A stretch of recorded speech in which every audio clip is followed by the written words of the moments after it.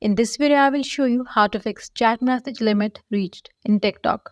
First, if you encounter chat message limit reached error on TikTok, it means that you have hit the maximum number of messages you can send in a certain time period.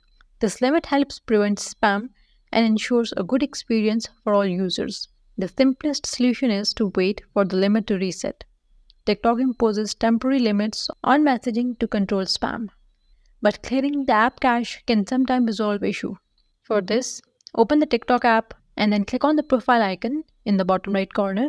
And once you're on your profile page, click on the three lines in the top right corner and then click on Settings and Privacy.